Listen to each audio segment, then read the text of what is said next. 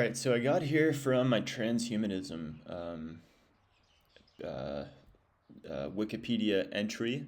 So FM 2030 was a person that was affiliated with transhumanism, and we can see that in the first paragraph here. So he was born in 1930 and died in 2000. He was born in Belgium, but he was Iranian-American. So I guess he's born in Belgium to Iranian parents and then moved to America, probably. Author, teacher, transhumanist, philosopher, futurist. I feel like I said that twice. An Olympic athlete. He became notable as a transhumanist with the book, Are You a Transhuman? Monitoring and Stimulating Your Personal Rate of Growth in a Rapidly Changing World in 1989. In addition, he wrote a number of works of fiction under the name of FM Esfandiary.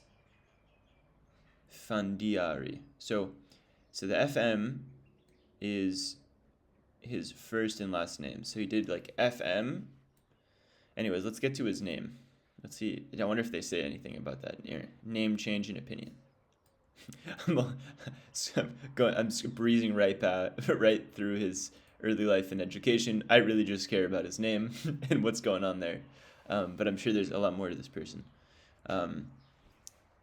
So name change and opinions. In 1970, after publishing his book, Optimism 1, FM started going by FM 2030 for two main reasons. Firstly, he reflected the hope and belief that he would celebrate his 100th birthday in 2030. Secondly, and more importantly, to break free of the widespread practice of naming conventions that he saw as rooted in a collectivist mentality and existed only as a relic of humankind's tribalistic past. He formalized his name change in 1988.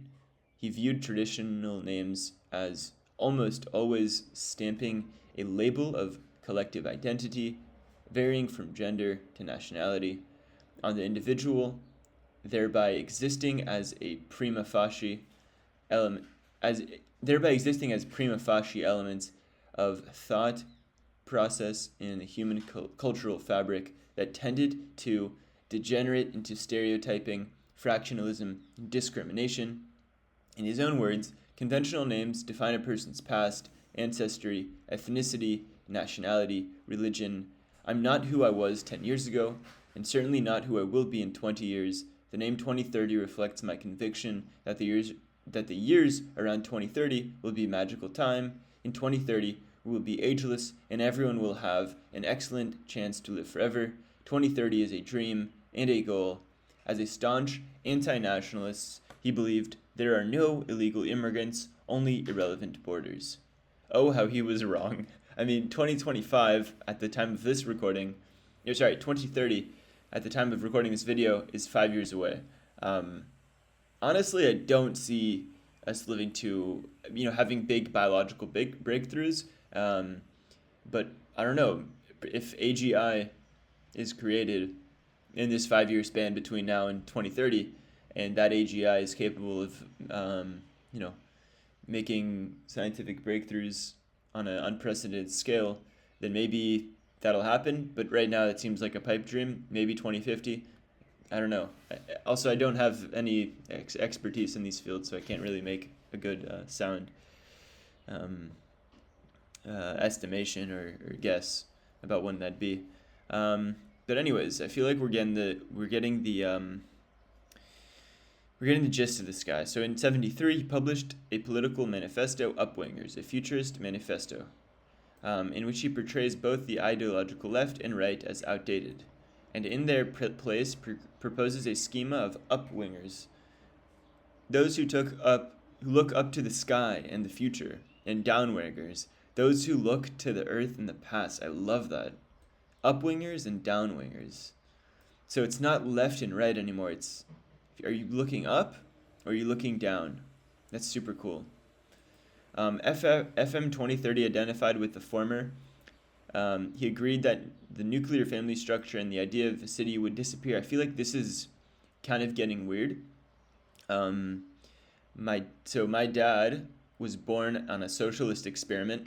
Not gonna say where, not gonna say like where exactly, but they tried to get rid of parents, um, and have the kid be raised by the community. And it's a weird thing. It worked out for my dad, but for some people, it doesn't work out so good. All I would say is that's a cautionary tale for trying to destroy nuclear families. I'm sure it could be done. I don't like saying things can never be done, but you would need to take a lot of thought into that particular thing because I feel like it's so rooted in our humanity that trying to get rid of it um,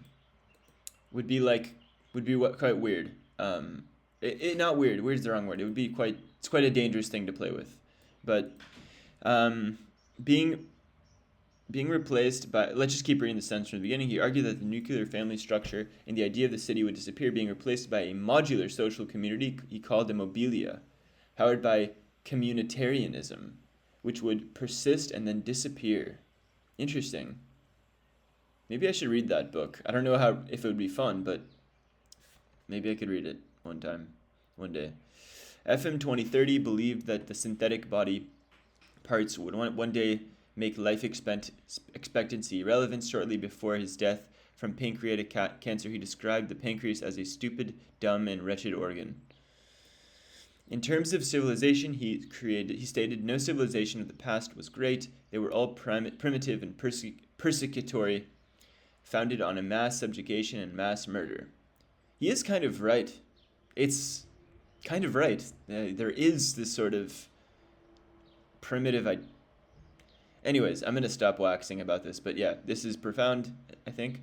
In terms of identity, he stated the young modern is not losing his identity.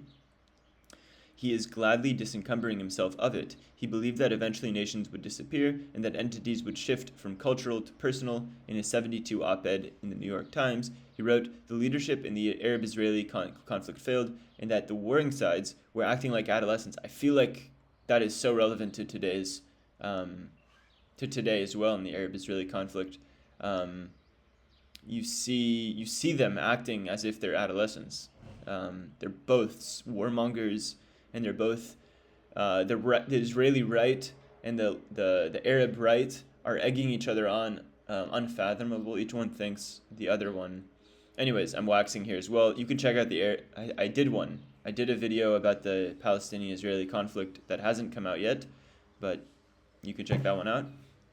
And he believes that the world was irreversibly evolving beyond the concept of the national homeland. Super cool. So, that's it for this one. Here's the pic. You can see he does look a tad Iranian, but he can't help himself. And that's the symbol for transhumanism. Super cool. I'm gonna jot down the name of that book. Maybe read about it. Optimism 1. And the other one, yeah, upwingers. What a cool idea. I love that. Upwing, downwing. All right, that's it for this one.